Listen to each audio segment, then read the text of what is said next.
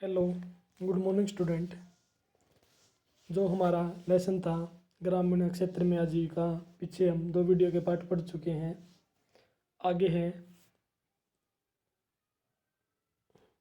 हमने कल पुट्टू में होने वाली खेती के बारे में पढ़ा। ग्रामीण क्षेत्रों के में खेती के साथ साथ लोग जंगलों की उपज और पशु आदि पर भी निर्भर रहते हैं। जैसे उदाहरण के लिए मध्य प्रदेश के अंदर कुछ गाँव में खेती और जंगल की उपज दोनों ही आजीविका के महत्वपूर्ण साधन हैं। जो आपकी ट्राइब्स जनजाति लोग हैं, जंगलों के अंदर रहने वाले, महुआ बिनना, तेंदुए के पत्ते इकट्ठे करना, शहद निकाले और उन्हें व्यापारियों को बेचने जैसे अतिरिक्त काम करके अपनी आय में मदद करते हैं। इसी तरह सहकारी समितियों या पास के शहर के लोगों को दूध बेचना भी कई लोगों के लिए आजीविका कमाने का मुख्य साधन है। समुद्र तटीय इलाकों में हम देखते हैं कि ये पूरे गांव मछली पकड़ने में लगे हैं। और यह हम एक स्टोरी पढ़ते हैं जो आपकी अरुणा और परिवेलन के जीवन के बारे में है। वो किस तरह से मछली पकड़कर अपनी आजीविका चलाते हैं। यह परिवार कलपट्टू के पास पुद्दुपेट नाम के गांव में जो वो रहते हैं, इससे थोड़ी दूरी ही आपका ये गांव है। उसके बाद जो कहानी दिखा रखी है हमने, अरुणा और परिवेलन की कहानी है।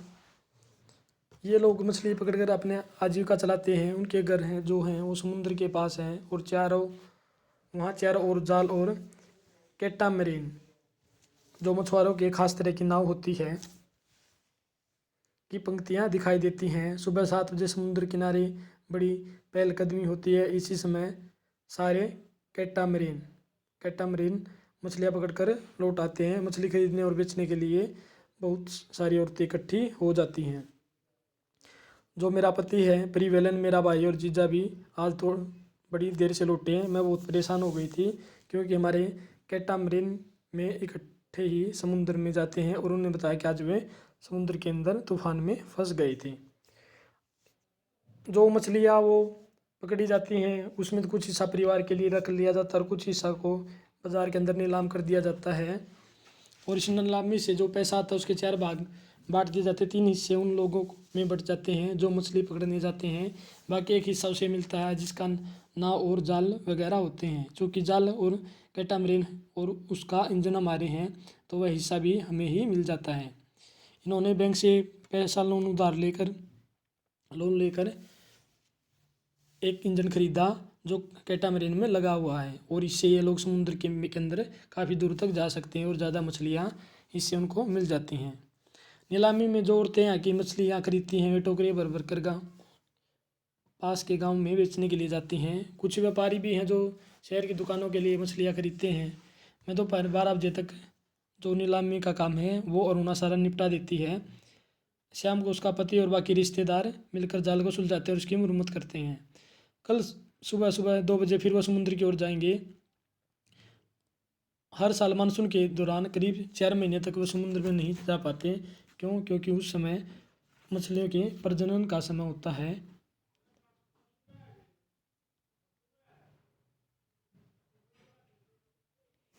इन महीनों में हम व्यापारी से पैसा लेकर अपना काम चलाते हैं। इस कारण बाद में हमें मजबूरी में उसी व्यापारी को मछली बेचनी पड़ती है और हम खुद वाले नीलामी नहीं कर पाते और वे खाली महीने कटना सबसे मुश्किल होता है। पिछले साल सुनामी के कारण बहुत बड़ा नुकसान हुआ था। ये जो अरुण है वो अपनी आजीविका के बारे में बताती है किस तरीके से वो काम करते हैं। जैसे ग्रामीण क्षेत्रों में आजीविका के साधन हैं।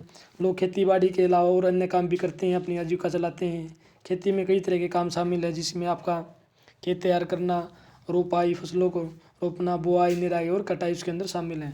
फसल अच्छी हो तो इसके लिए वो सब प्रकृति के ऊपर निर्भर करता है। इस तरह जीवन ऋतुओं के इर्द गिर्द ही चलता है।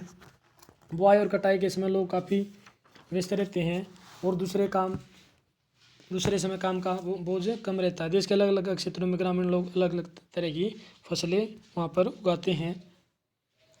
फिर भी उनके जीवन की परिस्थितियों में और उनकी समस्याओं में काफ़ी समानताएं पाते हैं। लोग कैसे जिंदगी बसर करते हैं और कितना कमा पाते हैं इस बात पर निर्भर करता है कि वो किस ज़मीन के अंदर खेती करते हैं और वो कितनी उपजाऊ है। और कई लोग उसी ज़मीन पर मजदूर के रूप में कार्य करते हैं ज़्यादातर किसान अपनी ज़रूरतों को पूरा करने और बाज़ार में बेचने के लिए फसलों को उगाते हैं। कुछ किसानों को अपनी फसल उन व्यापारियों को बेचनी पड़ती है जिनसे उनको कर्ज लेते हैं, और कई बार परिवार का गुजारा करने के लिए, ज़िंदगी बसर करने के लिए भी कर्ज लेना पड़ता है। ग्रामीण क्षेत्रों में कुछ परिवार ऐसे हैं जो बड़ी बड़ी ज़मीनों, व्यापार और काम धंधों में फल फूल रहे हैं।